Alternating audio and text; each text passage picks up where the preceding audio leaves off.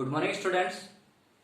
Class 10th के लिए हमारा जो चैप्टर चल रहा था एक्सरसाइज थर्ड, तो एक्सरसाइज थर्ड जो है हमारे पास बहुपद बहुपद की हम पढ़ रहे थे एक्सरसाइज 3.6। तो एक्सरसाइज 3.6 की आज ये सेकंड वीडियो है। तो आज हम देखेंगे कि किस तरीके से हम बहुपदों के, अगर आपको कोई बहुपद दे दिया जाए तो उस बहुपद का आप में से किस प्रकार से ज्ञात कर पाएंगे। तो वही हम आज इसमें सीखेंगे। आपने 3.6 का जो पहला सवाल था उसमें जस्ट इसके नेक्स्ट पिछले वाले वीडियो में सीखा था कि किस तरीके से हम लैसे बहुपदों का एलसीएम या लैसे ज्ञात करते हैं। तो आज हम सीखेंगे कि हम बहुपदों का में से किस प्रकार से ज्ञात करेंगे। तो देखिए हमारे पास जो क्वेश्चन नंबर सेकंड था वो हम आज सीखेंगे। आपने क्वेश्चन नंबर फर्स्ट कर लिया होगा आई थिंक। अब देखिए क्वेश्चन नंबर सेकंड में, तो क्वेश्चन नंबर सेकंड में हमें करना है में से ज्ञात करना है। तो ठीक है, में से ज्ञात कीजिए। ये सवाल आपको दिया गया है क्वेश्चन नंबर सेकंड एक्सरसाइज 3.6। में से मतलब क्या होगा, आपको क्या निकालना है, HCF। इंग्लिश में बोले तो HCF निकालना है। यहां पर H का मतलब है हाईएस्ट, C का मतलब है कॉमन और F का मतलब है फैक्टर, हाईएस्ट कॉमन फैक्टर, जिसे हम बोलते हैं में से पर, या शॉर्ट में क्या बोला जाता है, में से। ठीक है, तो देखिए में से किस प्रकार से हम ज्ञात करते हैं। तो हमारे पास जो सवाल है वो लिख देता हूं मैं। जो पहला सवाल है सेकंड क्वेश्चन का, हम कर रहे थे क्वेश्चन नंबर 2, जिसका पहला सवाल हमें दिया है उसको लिख रहा हूं मैं आपके सभी के सामने। पहला सवाल हमें दिया है A³ B4। पहला सवाल हमें दिया है A³ B4। ऐसे ही इसी का दूसरा सवाल हमें दिया है AB5। इसी का दूसरा सवाल हमें दिया है AB5 और A हमें सवाल में दिया है 2 और B8। ओके, तो हमें सवाल में दिया है A³ B4, A B5, A2 और B8। ठीक है, तो हमें क्या करना है, ये हमें बहुपद दिया है और इस बहुपद का हमें में से ज्ञात करना है। ठीक है, तो में से के लिए मैंने आपको बताया था कि आपको में से में क्या करना होता है कि में से जो है इसमें हमें जो बहुपद दिया जाए उसकी जो घात होती है, बहुपद दे आपको या क्या दे दिया जाए। अगर आपको बहुपद दे तो भी यही करना है, और आपको अगर कोई चर राशि दे दे तभी भी आपको क्या ध्यान रखना है कि दोनों के लिए आपको घात का ध्यान रखना है कि जो घात है वो कम से कम या छोटी से छोटी घात लेनी है। घात कौन सी लेनी है, घात कम लेनी है या छोटी वाली घात लेनी है। इसका मतलब क्या करना है कि अगर कोई बहुपद हो या कोई चर राशि हो आपके पास, तब आपको उनकी जो घात, चर राशि की कोई ना कोई घात होगी और बहुपद की भी कोई ना कोई घात जरूर होगी। तो में से जब आप निकालते हो तब उसकी जो घात लेनी है आपको वो कम या सबसे छोटी वाली लेनी है। तो देखिए पहले इनको लिख लेते हैं। इसको हमने जैसे लैसे में लिखा था वैसे लिखेंगे। लैसे में हमने किस प्रकार से लिखा था, हमने इसको लिखा था, अगर यही सवाल आपको लैसे में पूछ लेता है तो हम लिखते हैं A³ गुणा B4। ऐसे ही सेकंड वाले को लिखें तो A इंटू B5। ऐसे ही थर्ड वाले को लिखें तो A2 इंटू B8। ठीक है, हम इसी प्रकार से लिखेंगे। ठीक है, अब देखो, अब हमने लिखा, अब हमें इसमें क्या ज्ञात करना है, हमें इसमें ज्ञात करना है मैसे, ठीक है, मैसे या HCF, ठीक है। मैं ज्यादातर आपको इसमें इंग्लिश में HCF ही लिखूंगा। आपको HCF का मतलब समझना है। HCF का मतलब है मैसे ही है, ठीक है। तो देखिए, जब हम HCF या मैसे ज्ञात करते हैं तो कोई चर राशि आ जाए या बहुपद आए तो उसकी घात कम या सबसे छोटी लेनी है। तो देखो यहाँ पर सबसे छोटी घात कौन सी है।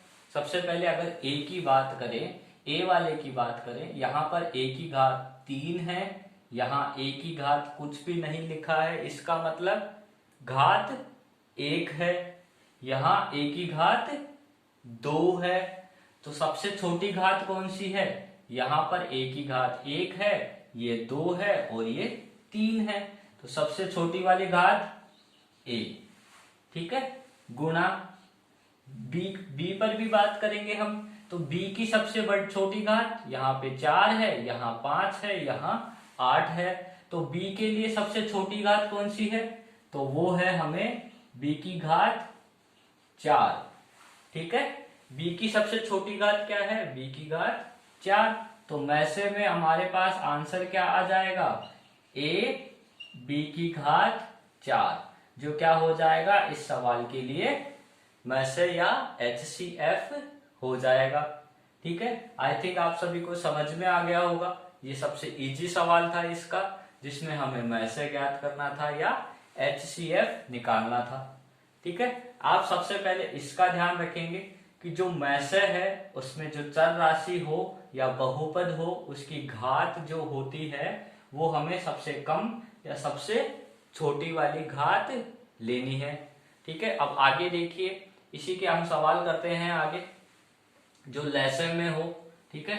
तो लेसे वाले मैसे वाले ही और सवाल करते हैं। लेसे तो हमने कर लिया है, अब हम करेंगे मैसे के और भी अच्छे वाले सवाल जो इससे थोड़ा सा हार्ड पढ़ते हैं उनको करते हैं।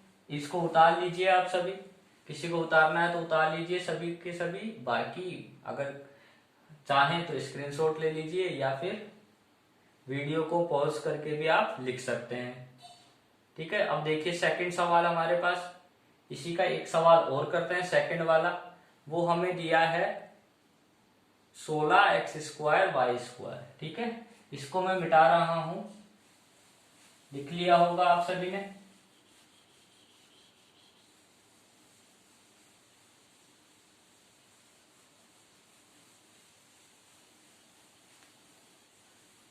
ठीक है, तो सेकंड सवाल देखिए जो हमें दिया हुआ है 16x² y²। तो इसी का सेकंड सवाल हमें दिया है दूसरे का ही 16x² y² और एक दिया है 48x की घात 4 z, ठीक है। ये हमें सवाल दिया है 16x² y² और 48x की घात 4 z, ठीक है। तो सबसे पहले हमने लेसन में क्या किया था वैसा ही यहाँ करना होगा कि सबसे पहले संख्या दी गई है। यहाँ देखो पहला सवाल क्या है 16x² y², तो यहाँ पर सबसे पहले है 16, तो 16 के टुकड़े करते हैं हम। क्या करेंगे तो देखो 16 को हम क्या लिख सकते हैं, 16 के आप टुकड़े करिए इस तरीके से या इनके गुणनखंड कीजिए तो क्या आ जाएगा, 2 का भाग दिया तो 8 बार, फिर से आपने 2 का भाग दिया तो 4 बार, वापस से 2 का भाग जा रहा है 2 बार, फिर से 2 का भाग जा रहा है 1 बार। तो 16 के लिए क्या लिखा 2 गुणा 2 गुणा 2 गुणा 2, ठीक है। तो 16 के लिए लिखा हमने 2 इंटू 2 इंटू 2 और इंटू 2। अब यहाँ x² और y² भी है तो इसको भी लिख दो इंटू x² इंटू y², ठीक है। अब सेकंड वाले पे आते हैं, तो यहाँ 48 है, 48 वाले के टुकड़े करो। 48 के आपने टुकड़े किए, 2 का भाग जाएगा 48 में, 2 का भाग दिया तो 24, फिर से 2 का भाग जाता है तो 12 बार, वापस से 2 का भाग जाता है तो 6 बार, फिर से 2 का भाग जाता है तो 3 बार और वापस 3 का भाग जाएगा तो 1 बार। तो 48 के लिए लिखेंगे हम 2 गुणा 2 गुणा 2 गुणा 2 गुणा 3 गुणा, अब देखो हमने लिख दिया ये 2 इंटू 2 इंटू 2 इंटू 2 इंटू 3, ठीक है। तो 4 बार 2 गुणा 3, तो 4 बार 2 हमने लिख दिया गुणा 3। अब इसके साथ x की घात 4 गुणा z, ठीक है। अब हमें क्या करना है, अब देखिए, और यहाँ पे हमारे x की घात 4 है और z भी है, इनको हमने लिख लिया। 48 के टुकड़े हमने ये कर लिए, 16 के अभाज्य गुणनखंड हमने ये कर लिए। यहाँ एक्स स्क्वायर गुणा वाई स्क्वायर था। अब हमें क्या निकालना है, अब हमें निकालना है मैसे। तो मैसे लिखो, लिखा हमने मैसे। इसके लिए एचसीएफ या मैसे क्या हो जाएगा वो देखो। तो सबसे पहले मैसे में हमें क्या ध्यान रखना है, मैसे में हम वही संख्याएं लेते हैं जो दोनों में हो। तो यहाँ देखो ये वाला 2 इसमें भी है और ये 2 इसमें भी है, तो सबसे पहले ये दोनों 2 आ जाएंगे। इसके बाद सेकंड वाले की बात करते हैं, तो ये वाले दोनों 2 आ जाएंगे।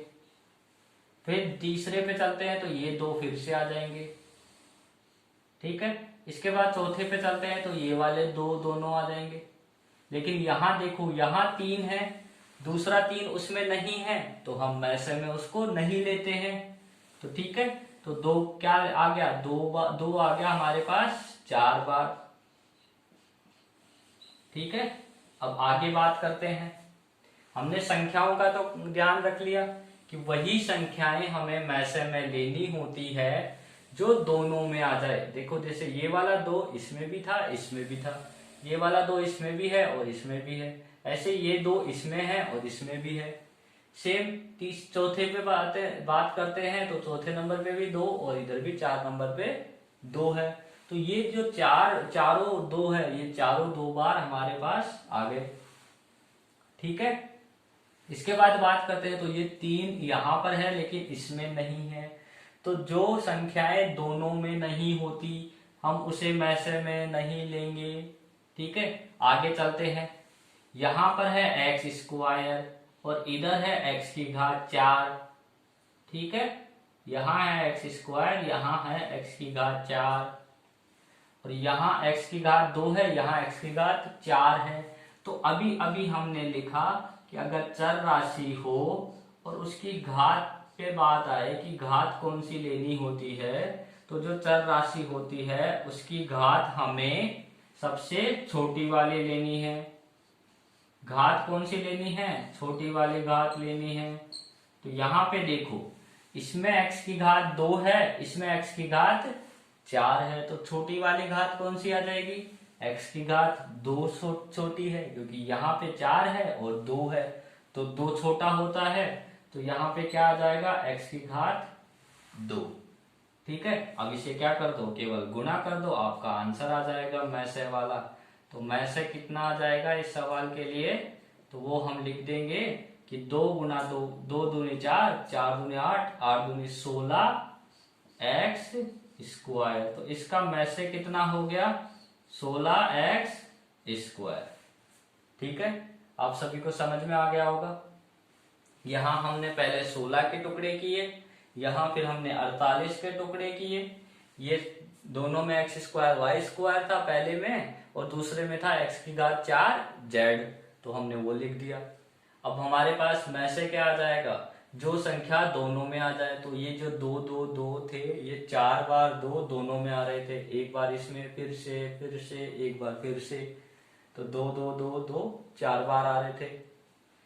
हमने इनको सबको गुणा कर दिया, तो वो आ गया 16। यहाँ एक्स स्क्वायर है तो इसमें भी एक्स स्क्वायर आ गया है, तो मैसे क्या हो गया, 16 एक्स स्क्वायर, ठीक है। तो ये सेकंड सवाल भी हो चुका है। अब देखिए थर्ड सवाल, वो थोड़ा अच्छा सवाल है, वैसे सवाल आने के चांसेस भी रहते हैं एग्जाम में, तो उसको देखिए।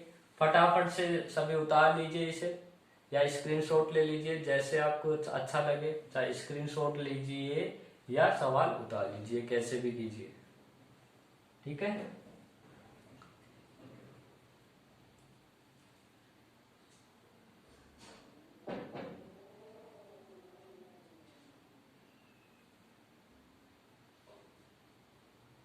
तो देखिए अब शायद आप, आई थिंक आप सभी ने उतार लिया होगा सवाल, मैं मिटा रहा हूं।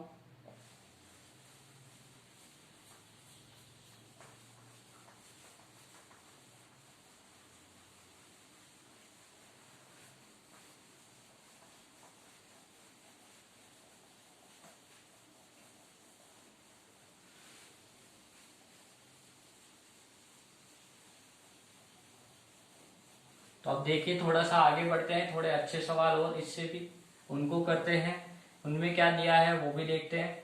तो देखिए अगला सवाल जो है वो हमारे बहुपदों से रिलेटेड है। पहला सवाल आपने किया अभी जिसमें केवल चर राशियां थी ए और बी।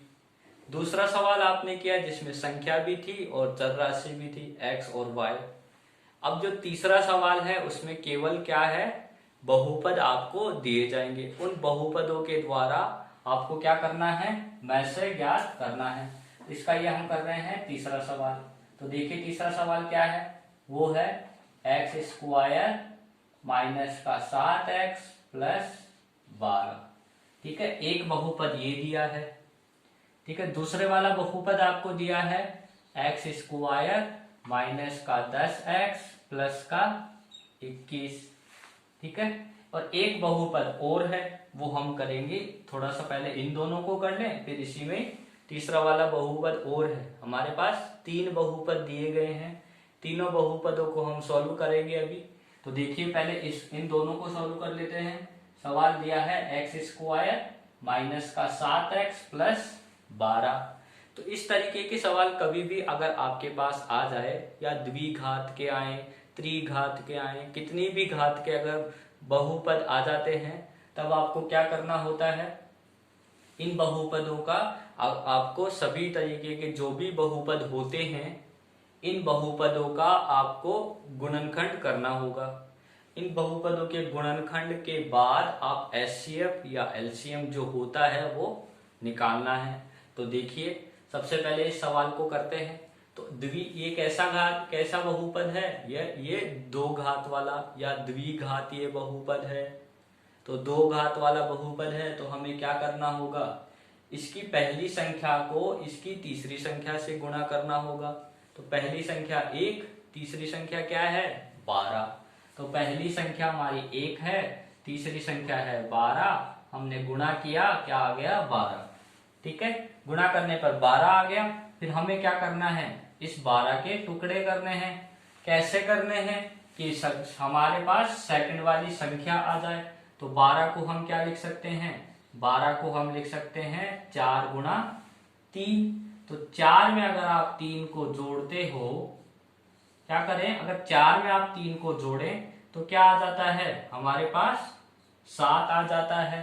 और आप देखिए यहाँ पे जो सेकंड संख्या है, इस बहुपद की सेकंड संख्या भी क्या है 7 है।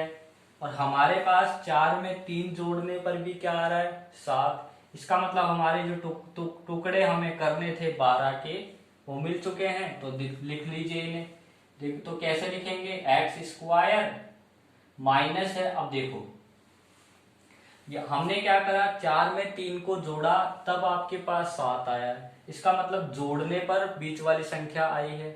तो जोड़ने पर अगर बीच वाली संख्या आती है तो किन दोनों संख्याओं को जोड़ने पर आई, 4 और 3 को जोड़ने पर। तो 4 और 3 दोनों के कौन सा चिन्ह लगेगा, जो सेकंड वाली संख्या के लगा हुआ है। तो सेकंड वाली संख्या के कौन सा चिन्ह लगा है, माइनस का। तो 4 के भी हम माइनस लगाएंगे और 3 के भी हम माइनस लगाएंगे। तो माइनस का 4x माइनस का 3x, x आपको दोनों के लगाना है, 4 के भी और 3 के भी। ठीक है, प्लस 12। ठीक है, अब देखो अब क्या करना है, इन दोनों के जोड़े बनाने हैं। देखो 4 संख्याएं हो गई तो 2-2 के जोड़े बन गए, 2-2 संख्याओं के जोड़े बन गए। अब देखो हमें क्या करना है, इसमें से x पहले वाले में से कॉमन लेना है, ऐसे ही दूसरे वाले में से कॉमन लेना है। कॉमन क्या आएगा, देखो यहां है एक्स स्क्वायर, यहां है x, तो दोनों में से क्या कॉमन आएगा, x कॉमन आ जाएगा। तो हम यहां लिख दिए x कॉमन आ गया।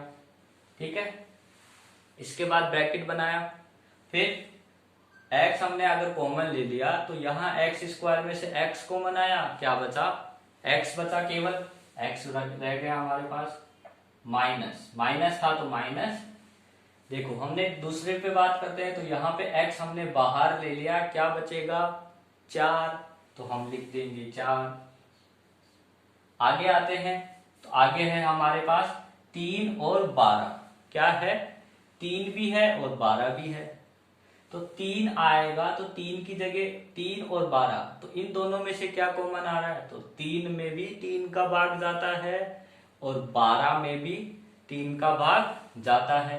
तो हमने 3 का भाग दिया, तो यहां देखो माइनस है तो माइनस, तो दोनों में क्या कॉमन आ रहा है, 3, 3 कॉमन ले लिया, तो देखो माइनस का 3 यहां बाहर ले लिया, तो क्या बचेगा अंदर ब्रैकेट में x, यहां माइनस है इधर प्लस है, तो आप ध्यान से देख लीजिए हर बार के लिए कि यहां माइनस हो यहां प्लस हो, तो माइनस इंटू प्लस माइनस, और 3 में 12 का भाग, 12 में 3 का भाग लगाया तो 4, तो देखो जैसा ये वाला ब्रैकेट है सेकंड वाला ब्रैकेट भी वैसा ही आएगा। अब कोई क्या करेगा कि सर हमने x माइनस 4 इधर लिख दिया, तो हम दूसरे वाले ब्रैकेट में ऐसे के ऐसे बिना देखे x माइनस 4 लिख दो, कुछ भी कॉमन आ जाएगा चाहे, तो वो भी गलत हो जाएगा, क्योंकि यहाँ पे अगर सही कॉमन लिया है, माइनस प्लस की गलती भी नहीं की है, तभी दोनों एक जैसे आएंगे, तो कॉमन भी सही लेना जरूरी है। ठीक है, तो देखो आप आगे क्या आ जाएगा, दोनों पे x माइनस 4 यहाँ है और x माइनस 4 यहाँ पर भी है, तो x माइनस 4 आ जाएगा, क्या बचा x माइनस 3 बच गया। ठीक है, अब चलते हैं सेकंड वाले गुणनखंड पर या सेकंड वाले द्विघात बहुपद पर। तो उसमें क्या करना है, उसमें भी हमें इसी तरीके से इसके गुणनखंड करने हैं। तो देखो इसी तरीके से गुणनखंड करेंगे तब क्या होगा, तो हमारे पास है एक्स स्क्वायर माइनस का 10x प्लस 21, तो क्या करेंगे, इसकी पहली संख्या को इसकी लास्ट वाली संख्या से गुणा किया, तो पहली संख्या 1 को 21 से गुणा किया तो 21, 21 के ऐसे टुकड़े करो कि बीच वाली संख्या आ जाए, तो 7 को 3 से गुणा करते हैं तो 21 आता है, और 7 में अगर 3 को आप जोड़ देते हो तो 10 आ जाता है। क्या कर रहे हो, जोड़ रहे हो, तो 10 आ गया। और बीच में क्या लिखा है सेकंड संख्या, देखो 10 ही लिखा है, 10 आ गया। कैसे आया, 7 को 3 में जोड़ने पर आ गया, और 7 को 3 से गुणा करने पर 21 भी आ रहा है। इसका मतलब हमारा जो गुणनखंड हमने टुकड़े देखे हैं वो सही है। तो लिखिए, ठीक है, तो लिख रहे हैं हम एक्स स्क्वायर माइनस का 7x माइनस का 3x प्लस का 21, और अभी अभी मैंने आपको बताया था कि अगर जोड़ने पर बीच वाली संख्या आ रही है तो हमारे पास फिर से जोड़ने पर सेकंड वाली संख्या आ रही है, तो हमें क्या करना है, दोनों चिन्ह वही लगाने हैं जो सेकंड वाली संख्या के लगे हुए हैं। अब देखो अब क्या आ जाएगा, दोनों पे कॉमन आ जाएगा। ठीक है, तो यहां से क्या कॉमन आ रहा है, x कॉमन आ रहा है, क्या बचेगा x माइनस 7, 3 और 21 में फिर से किसका भाग जा रहा है, 3 का भाग जा रहा है, तो माइनस का 3, क्या बचेगा x माइनस 7, देखो माइनस प्लस माइनस, और 21 में 3 का भाग दिया तो 7, x माइनस 7 ये रहा, एक दूसरा ब्रैकेट x माइनस 7 के साथ फिर रहा, तो उसको भी हम बाहर लिख लेंगे। तो वहां पे क्या आ जाएगा, देखिए जब हमने x माइनस 7 वाले को लिखा तो अगली स्टेप हमारी हो जाएगी x माइनस का 7 और x माइनस 3। ठीक है, अब तीसरे बहुपद पर आते हैं। जो तीसरा बहुपद क्या दिया हुआ था, मैंने अभी बताया था आपको सवाल स्टार्ट करने से पहले कि हमारे पास 3 बहुपद है। पहला बहुपद ये रहा, दूसरा ये सोल्व कर दिया, अब तीसरा यहां बता देता हूं। तो तीसरा बहुपद हमें दिया है एक्स स्क्वायर प्लस का 2x माइनस का 15, ये दिया है हमें तीसरा वाला बहुपद। तो देखिए वही पहली संख्या को आपको तीसरी संख्या से गुणा करना है, तो पहली संख्या 1, तीसरी संख्या 15, गुणा किया तो 15 आ गया, और 15 के आपको ऐसे टुकड़े करने हैं कि बीच वाली संख्या आ जाए। तो हमें पता है अगर 5 को मैं 3 से गुणा कर देता हूं तो क्या आ जाएगा 15, और 5 में से अगर मैं 3 को माइनस कर देता हूं तो मेरे पास आ जाएगा 2, 5 में से 3 को घटाया तो 2, और देखिए सेकंड संख्या क्या है उसकी 2, इसका मतलब मेरे टुकड़े फिर से मिल गए। हमने क्या करा, घटाया इस बार और 2 आ गया। तो लिख दीजिए तो लिखने का तरीका थोड़ा सा बदल जाएगा पहले की तरीके से कि एक्स स्क्वायर प्लस 5x। अब देखिए पहले हमने क्या किया था, यहां पर भी हमने जोड़ने पे 7 में 3 जोड़ा 10 आ गया, 7 चाहिए था 4 में 3 जोड़ा 7 आ गया, लेकिन इस बार 5 में से 3 घटाया तब 2 आ रहा है। तो घटाने पर अगर आती है सेकंड संख्या तब आपको क्या करना है, यहां पर बीच में प्लस, यहां सेकंड वाली संख्या के जो चिन्ह है वो बड़ी संख्या के लगाना है, और जो सेकंड संख्या के जो चिन्ह है उसका जस्ट उल्टा छोटी वाली संख्या की। देखो बड़ी संख्या 5 थी तो 5 के मैंने कौन सा चिन्ह लगाया, प्लस वाला, और छोटी संख्या क्या है 3, तो 3 के कौन सा चिन्ह लगाऊंगा, प्लस का जस्ट उल्टा वाला, तो माइनस का 3x और माइनस 15। ठीक है, वही 4 संख्याएं बन गई, जोड़े बना दो और कॉमन ले लो। तो क्या कॉमन आ जाएगा, x कॉमन आ जाएगा, तो हम लिख देंगे x प्लस 5। यहाँ 3 और 15 में से क्या कॉमन आ रहा है, 3 में भी 3 का भाग जाता है और 15 में भी 3 का भाग जाता है, तो माइनस का 3 कॉमन आ जाएगा और x प्लस 5 आ जाएगा। देखो इस बार माइनस इंटू माइनस प्लस, 15 में 3 का भाग लगाया तो 5। अब क्या आ जाएगा, x प्लस का 5 और दूसरा ब्रैकेट आ जाएगा x माइनस 3। ठीक है, तो ये तीनों बहुपदों के हमने गुणनखंड कर लिए। अब हमें क्या करना है, अब हमें मैसे ज्ञात करना है, तो मैसे लिखिए। तो देखिए मैसे के लिए बहुपद आ गया। इस बार हमने अब तक सीखा था संख्याओं के साथ और चर राशियों के साथ। अब हम सीखेंगे जब बहुपद आ जाता है तब मैसे किस प्रकार से ज्ञात करेंगे। तो हम लिखेंगे मैसे बराबर, अब देखिए मैसे में हमें क्या चाहिए था कि हमें देखना है कि ऐसा बहुपद कौन कौन सा है जो तीनों में आ रहा है। तो देखो हमने गुणनखंड करे तो एक गुणनखंड तो ये आ गया, ये वाला। एक बहुपद के गुणनखंड हमने करे तो ये वाले आ गए।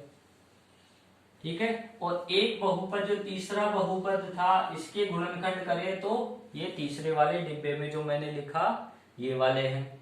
तो अब हमें क्या करना है, मैसे पे ध्यान लगाना है। तो मैसे कौन सा हो जाएगा उसके लिए देखेंगे आप, तो मैसे वही होगा जो तीनों में आए। ऐसी संख्या देखते हैं ना हम जो तीनों में आती है, तो बहुपद के गुणनखंडों में भी हम यही देखेंगे कि वह बहुपद जो तीनों गुणनखंडों में आ जाए वही बहुपद क्या हो जाएगा, मैसे। तो देखो सबसे पहले x माइनस 3 की बात करते हैं। x माइनस 3 यहां भी दिख रहा है, दूसरा बहुपद का गुणनखंड किया तो उसमें भी दिख रहा है, तीसरे बहुपद का गुणनखंड हमने किया तो उसमें भी हमें x माइनस 3 दिख रहा है। तो इसका मतलब क्या हुआ कि x माइनस 3 तीनों बहुपदों के गुणनखंडों में है। ठीक है, तो एक तो x माइनस 3। दूसरे की बात करते हैं तो x माइनस 4 यहां पर है, x माइनस 7 इसमें है, x प्लस 5 इसमें है, जबकि ये तीनों में नहीं है। x माइनस 4 इसी में है, इसमें भी नहीं है और इसमें भी नहीं है। ऐसे ही x माइनस 7 इसमें है लेकिन पहले और तीसरे में नहीं है। x प्लस 5 तीसरे में है लेकिन दूसरे और पहले में नहीं है। तो जो बहुपद तीनों में नहीं है या जो बहुपद के गुणनखंड तीनों में नहीं होते हैं वो मैसे में नहीं आते हैं। अब देखो अगर आपको कोई कहे कि इसी का लैसर भी निकाल के बता दो, इसी सवाल का आप लैसर भी ज्ञात करो, तो आपने लैसर निकालना सीख लिया था बहुपदों का, तो वो कैसे निकाला था। तो लैसे के लिए हमने क्या किया था कि लैसे में हम सबसे पहले उन गुणनखंडों को लिखेंगे जो गुणनखंड तीनों बहुपदों में है। तो पहले बहुपद में x माइनस 3, दूसरे बहुपद में x माइनस 3, तीसरे वाले बहुपद के गुणनखंड में भी x माइनस 3। तो लैसे में सबसे पहले x माइनस 3। ठीक है, अब क्या अगला कोई गुणनखंड दिख रहा है जो दोनों में हो, तो x माइनस 3 के अलावा कोई सा भी नहीं है। अभी अभी हमने मैसे के लिए देखा। तो लैसे में होता क्या है बस कि जो गुणनखंड जो बहुपद का गुणनखंड अगर तीनों में है, 2 बहुपदों में है, 4 बहुपद, जितने भी बहुपदों में हैं वो लिख लेंगे, उसके अलावा जो भी बच गया उन सभी को लिखना है। तो x माइनस 3 तो हमने यहां से ले लिया। तो इसमें पहले वाले बहुपद के गुणनखंड में देखते हैं तो x माइनस 4 बचा हुआ है, तो x माइनस 4 भी आ जाएगा।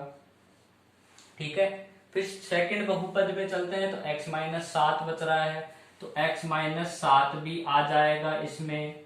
इसके बाद तीसरे बहुपद के गुणनखंड में देखते हैं तो x प्लस 5 भी बचा हुआ है। तो ये सभी क्या है, आपस में गुणा हो रहे हैं। ऐसे ना समझिए कोई कि 3 ही है क्या, चौथा नीचे कैसे आ गया, तो तीन चारों हैं इसमें। ऐसे क्या है, x minus 3, x plus 5, x minus 4 और x माइनस 7, सभी बहुपदों के जो गुणनखंड है ये सारे लैसे में है, और मैसे में केवल x माइनस 3 ही है।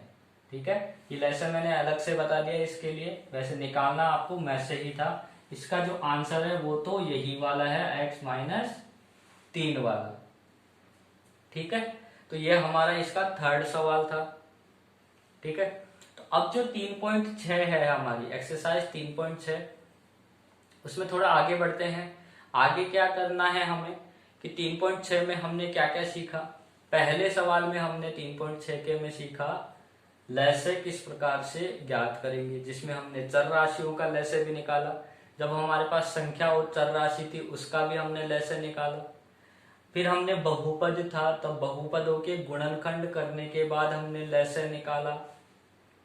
ठीक है, सेकंड सवाल जो जिसमें हमने आज सीखा, उसमें हमने क्या सीखा कि मैसे किस प्रकार से ज्ञात करेंगे।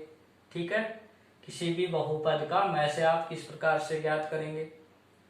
ठीक है, तो इसके बाद हम अब सीखेंगे, जब हमने लैसे निकालना सीख लिया, मैसे निकालना सीख लिया, तो अब हम सीखेंगे कि आप लैसे और मैसे से रिलेटेड और बहुपदों से रिलेटेड, मतलब कोई अगर आपको बहुपद दे दिए जाएं और उनके लैसे और मैसे भी दे दिए जाएं, तो किन्हीं बहुपदों और उनके लैसे और मैसे में आपस में क्या रिलेशन होता है, वो रिलेशन हम अगले सूत्र में सीखेंगे। तो देखिए अगला सूत्र हमारे पास क्या है, आपने उतार लिया होगा ये सब, नहीं उतारा है तो वीडियो को रोक लीजिएगा और उतार लीजिएगा। मैं आगे बता देता हूं आपको, जिसमें हम सीखेंगे कि किस तरीके से आप लैसे ज्ञात करेंगे, या नहीं सॉरी, लैसे और मैसे ज्ञात हो और बहुपद ज्ञात हो, तब उनके मध्य क्या रिलेशन है वो हम देखते हैं अगले इसी में। ठीक है, आगे इसको मिटा रहा हूं मैं।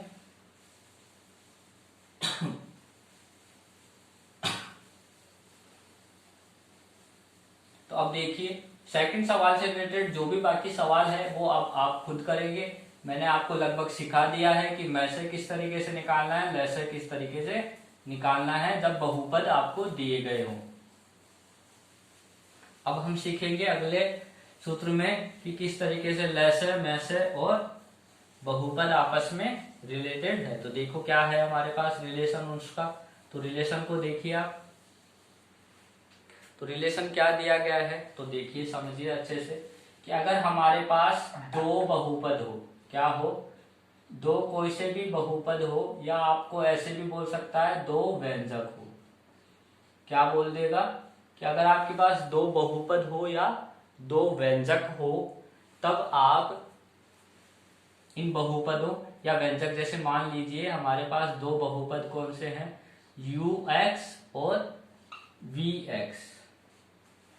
ठीक है, ये u है, u फॉर अम्ब्रेला, कोई चार ना समझे, कोई ऐसे समझे कि सर चार लिखा है, तो चार नहीं है, ux है और vx है। जैसे आप बहुपद क्या मानते थे, f ऑफ x और g ऑफ x, ऐसे ही ये दो बहुपद है जिनके नाम क्या दिए गए हैं, ux और vx। ठीक है, तो आप कोई सा भी ले सकते हैं नाम, कोई जरूरी नहीं है। मैंने यहाँ पर वही नाम लिखे हैं जो आपकी बुक में दिए हैं, ताकि आपको कोई बुक को पढ़ के देख रहा है तो उसे कंफ्यूजन ना रहे कि सर वहां तो ux और vx लिख रहे हैं, आपने f ऑफ x और g ऑफ x लिखा दिए, तो वो कोई दिक्कत नहीं है। कोई से भी बहुपद आप ले सकते हैं, नाम अलग अलग हो तो भी कोई दिक्कत नहीं। हमें मेन सीखना क्या है वो उस पर ध्यान दीजिए। तो हमारे पास है दो बहुपद या कोई व्यंजक हो ux और vx, और इनके क्या हो हमारे पास, इनके अगर LCM और HCF हो, क्या दिए हो, एलसीएम दिया हो और एचसीएफ दिया हो, तब आप इनके एलसीएम और एचसीएफ अगर आपके पास दिए हो तो क्या रिलेशन होता है वो समझिए कि इन दोनों बहुपदों का आपस में गुणा कर दो। अगर आपके पास दो बहुपद हो ux और vx, ठीक है, जैसे अभी सवाल निकाल रहे थे, दो बहुपद आपके पास आए, x square minus 7x plus 12, एक बहुपद था x square minus 10x plus 21, उन दोनों, ये दो बहुपद थे। ऐसे ही अगर आपके पास सवाल में कोई दो बहुपद हो, इन दोनों बहुपदों को आप गुणा कर रहे हैं, क्या कर रहे हैं, गुणा कर रहे हैं, तो ये किसके बराबर आएगा, ये बराबर आएगा इन्हीं बहुपदों के एलसीएम, क्या होगा, इन दोनों बहुपदों के एलसीएम, ठीक है, और इन्हीं दोनों बहुपदों के एचसीएफ, एलसीएम और एचसीएफ के गुणा के बराबर। ठीक है, तो क्या फॉर्मूला है, दो बहुपद अगर आपस में गुणा हो रहे हो तो वो किसके बराबर होते हैं, इन दोनों बहुपदों के एलसीएम और एचसीएफ के गुणा के बराबर होते हैं। ठीक है, इसके लिए हमारे पास दो फॉर्मूले और बन जाते हैं इन्हीं से ही, कि आपको ये ऐसे ही कभी दे दिया जाए और पूछे एलसीएम ज्ञात करो, तो फॉर्मूला क्या बन जाता है, देखो क्या फॉर्मूला था, फॉर्मूला तो यही है, ux गुणा vx और एलसीएम गुणा एचसीएफ, लेकिन आपको एलसीएम निकालना है तो एचसीएफ को इधर लेकर आ जाओ, तो फॉर्मूला बन रहा है ux गुणा vx बटे में HCF। ठीक है, और ऐसे ही अगर HCF की बात करें तो HCF के लिए फॉर्मूला बन रहा है ux गुणा vx बटे में LCM। ठीक है, तो आपको क्या क्या दिया जाएगा, अगर एलसीएम पूछता है तो दो बहुपद देगा, उनके गुणा करो, और एचसीएफ देगा, भाग दो एचसीएफ का और आंसर आ जाएगा। ऐसे ही एचसीएफ अगर पूछे कभी तो एलसीएम देगा और दो बहुपद देगा, तब आपको इस तरीके से निकालना है। तो ये हमारे तीन फॉर्मूले हैं काम के, ये दो जो लास्ट के दो बताए हैं, ये वाला और ये वाला बहुपद का फॉर्मूला, ये दोनों बहुपद के फॉर्मूले तो इसी से बने। तो आपको अल्टीमेटली याद क्या रखना है, ये वाला फॉर्मूला याद रखना है, इसी से ही हम एलसीएम और एचसीएफ वाले ये सवाल करेंगे। ठीक है, तो आपने आज सीखा कि एलसीएम और एचसीएफ के गुणा का कौन सा फॉर्मूला है, जो यूएक्स और वीएक्स के लिए है। यूएक्स क्या है, एक व्यंजक या बहुपद, ऐसे ही वीएक्स क्या है, दूसरा वाला बहुपद। दो बहुपद होंगे, दोनों के एलसीएम होंगे, दोनों के एचसीएफ होंगे, और ये इनके फॉर्मूले होंगे। ठीक है, तो इस फॉर्मूले से रिलेटेड जो सवाल है वो आपके एग्जाम में बहुत से पूछे जाते हैं, उन पे आपको अच्छे से ध्यान देना है। इसी फॉर्मूले से रिलेटेड सवाल आपके एग्जाम में बहुत बार पूछे गए हैं, मैं आपको कराऊंगा भी कौन से सवाल आपको पूछे गए थे एग्जाम में। ठीक है, तो आप इनका ध्यान जरूर रखना, ये इंपॉर्टेंट फॉर्मूला है। अब इस फॉर्मूले से रिलेटेड जो सवाल है वो हमारे पास 3.6 में बचे हैं, तो वो जो सवाल हमारे पास बचे हैं वो सवाल हम करेंगे अब नेक्स्ट वाले वीडियो में। तब तक के लिए आप सभी का धन्यवाद। इसको फॉर्मूले को याद रखिएगा, फॉर्मूला याद है तो आपके पास सवाल हो पाएगा। ठीक है, ओके, थैंक यू।